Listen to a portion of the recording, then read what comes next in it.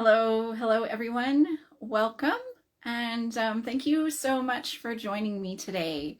My name is Sarah Avery, and I am the Executive Director of Quanta Change. So, are you a people pleaser? I'm raising my hand here. Can you see? Yeah. Do you feel like you need people to like you, or do you need to please them? Raising my hand. Do you worry about what other people are thinking about you, feeling about you? Raising my hand again. Um, do you feel like you just have to make people happy, or that you have to be what they want you to be? Yeah, raising my hand again. So, if this resonates for you, you can you can tell that I totally can relate to how you're feeling about that. And if this doesn't resonate for you, I hope you'll stick around today because I think there may be somebody in your life who you know who behaves in this way, and it may help you to understand where they're coming from, why that is. So I hope that's helpful. But if this is you, have you tried to change this? Have you felt like it's not so helpful for you and you've been trying to change it? What have you been doing? Have you just tried to stop people pleasing, trying to get people to like you, all of that stuff? Have you just told yourself that you don't need people's approval? You just don't need it. Have you done, affirmations or some other kind of self-help? Have you done therapy for it? Maybe some other kind of work, perhaps. Has that worked? Has it been helpful to you? If so, that is fantastic. I really am glad that you have found some help and hope that you are more able to really be yourself as a result of that. If it hasn't, how is that for you? Are you still feeling that same way? Maybe you're still obsessing like I did over what people thought of you. Maybe you're even still losing sleep like I used to, over worrying what people think of you. Um, you know, I totally hear you. You are not alone here, and it is not your fault if what you've been trying has not worked to change this people pleasing thing for you. It's because what you've been trying has not been able to get to the root cause of what's really bringing about this feeling that you need people to like you. You need to be what they want you to be. So the root cause of people pleasing is something called learned distress. This is the quanta change term for the feeling that there's something wrong with you being just the way that you are.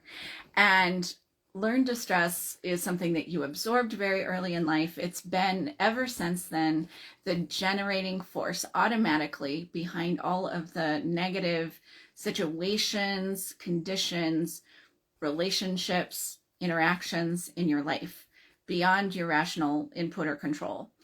And there are two real components to learned distress. There's the awful underlying feeling that there's something wrong with you.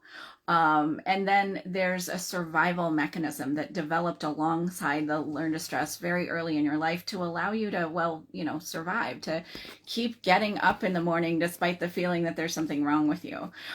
So no matter which of the overall 6 patterns of learned distress you have, and I'll detail what they are at the end of this video and tell you how you can find out for free which of the patterns you have. But no matter which one of the 6 patterns you have, the ultimate or the most important aim or goal of your survival mechanism is to make sure that you matter.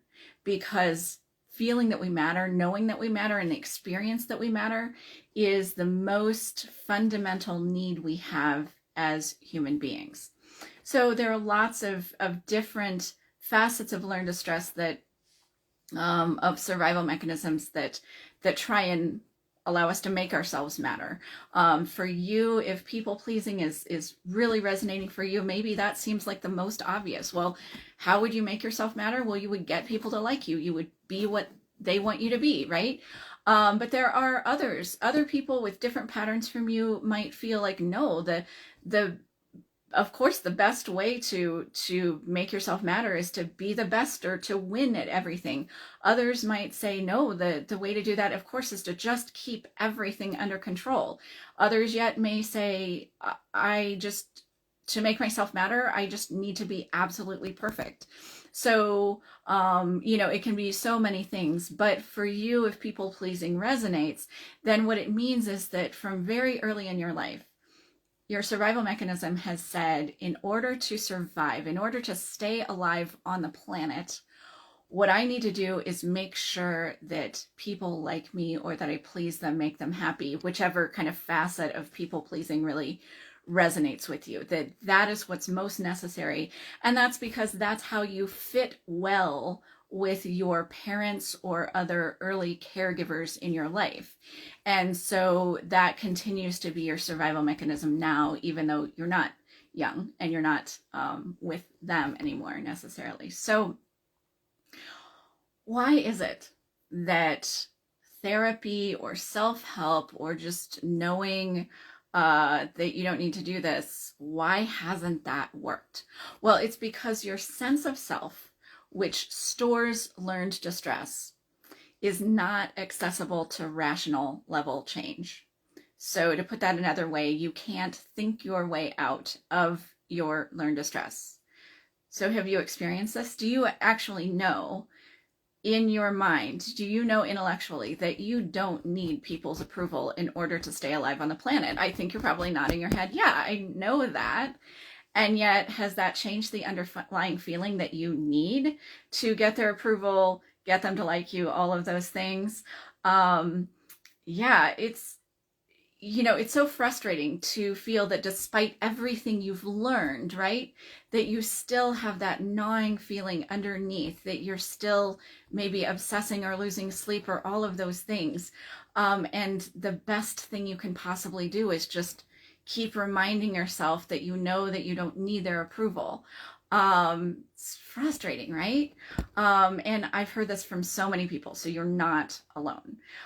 So there's good news, because Quanta Change was developed to address that whole you can't think your way out of it problem. So it does that by working with the brain during sleep. And there are two reasons for that. The first is that your sense of self is getting recharged while you sleep. The part of you that stores how you feel about being yourself is getting recharged while you sleep.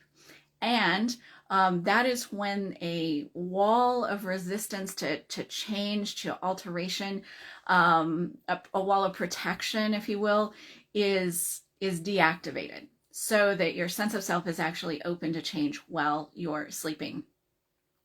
So what Quanta Change does is gives you a way to tell your sleeping brain that you want to recharge with your natural well-being, the feeling at your core that you are just great being yourself, instead of recharging with learned distress. And as you do that, layers of learned distress are peeled off permanently. Your natural well-being expands to take the place that learned distress was sitting, and you feel better. Your life works better. There's more and more well-being for your sense of self to draw upon to generate moments, instead of generating moments and situations and relationships and interactions out of your learned distress. So it's generating all of those things that feel good for you instead of feeling bad. So specifically in this people pleaser realm, you start to know at your core that you actually do matter just for being yourself. You feel more and more like you get to be yourself, express yourself in the world without all of that worry and fear that you're displeasing someone. And it's not sort of defiant, like, well, screw them, I don't care what they think anymore. It's not that. It feels like, oh, no, I'm just going to be myself, and I get to do that, and whatever they think, they think. It's a really different underlying feeling. So let me give you a couple of examples of what this is like. So, since I raised my hand at the beginning and copped to my own people pleaser stuff, huge piece of learn to stress for me. I'll use myself as an example and just let you know kind of what that change has been like for me. If I had to raise my hand to those questions 20 some years ago, I would have needed an arm 3 times the length of my current arm because I was so off the charts in terms of people pleasing, in terms of, if you've read about trauma response, in terms of fawning, if you know that your trauma response is fawning, I was a big fawner. And so, like I said, I would lose multiple nights of sleep sometimes worrying about what someone thought of me. I would spend all of my time focused on other people and what they wanted and what they liked and how I could try and be that instead of spending time being myself. It was exhausting, right? Yeah. Can you relate to that? And it was really starting to harm my relationships. People were starting to read my people pleaser stuff, my fawning, my trying to get them to like me as being needy. And they were actually walking away from me as a result. So I wonder if you can relate to that. Maybe you have had the experience of people actually walking away from you as a result of this, or maybe you've just experienced that whatever your people pleaser behavior is, it just doesn't work. Maybe it never really worked. Maybe it's really working even worse than it was in an early part of your life.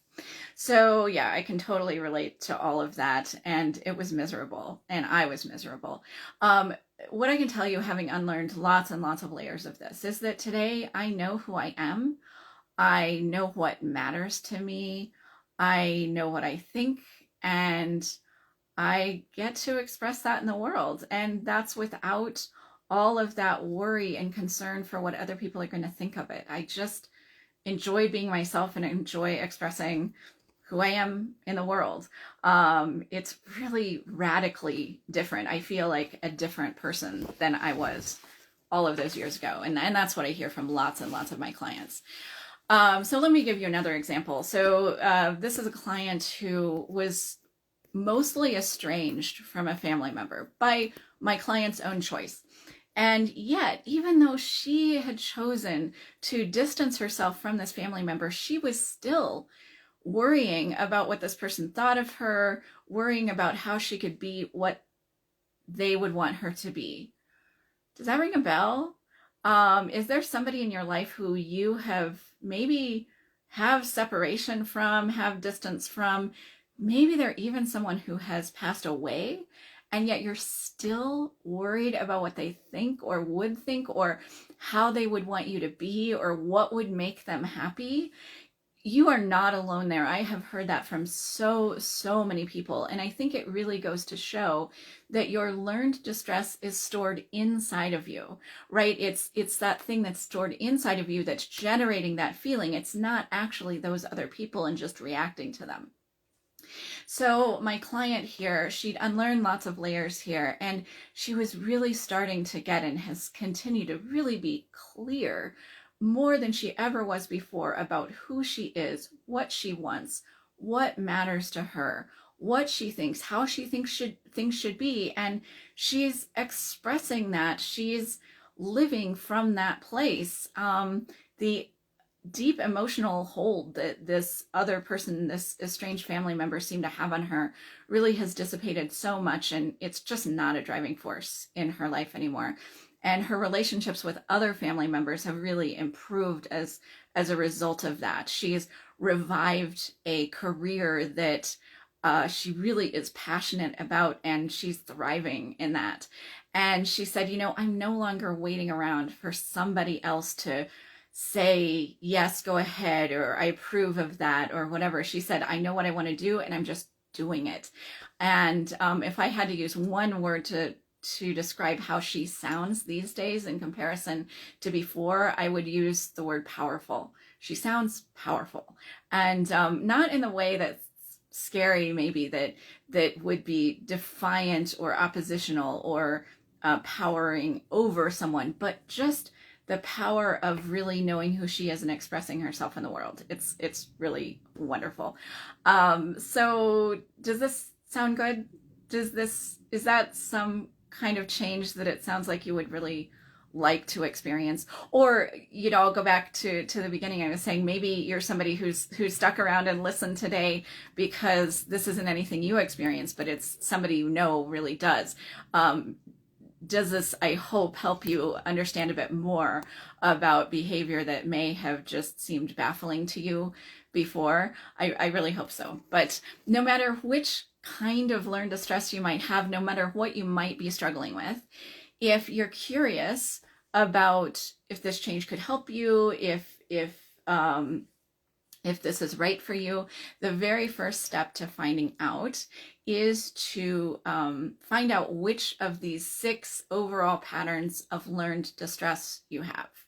So they are called the idealist, the perfectionist, the optimist, caregiver, defeatist, and dictator, or benevolent dictator. Sometimes I call that one.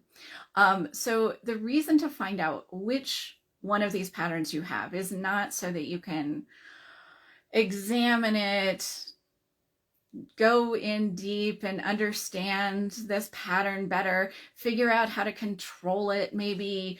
It's not for any of those reasons. It's so that you'll see what Quanta Change will help you unlearn, what will help you peel away layers of that so that you can really experience your core well-being. You can really experience that you actually do matter just for being yourself, and you get to express your unique form of well-being in the world. That's what you're really here to do. And it's like each of us is a unique and beautiful puzzle piece that makes up the world. And when you're people pleasing, when you're fawning, when you're feeling like it's all about what they want, we're missing your puzzle piece in the world, and we need your puzzle piece. So I hope that you will be curious and go get your pattern of learned distress. So the way that you do that is you're going to go to my website and take a free, in-depth, scientifically validated personality test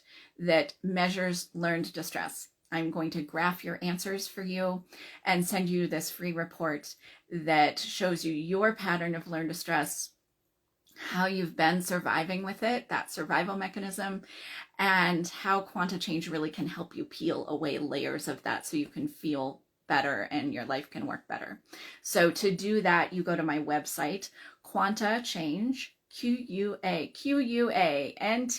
change.com, and you're going to click on the free report button, and I will put that link. The link is in my bio, and I'll put it in all the other places.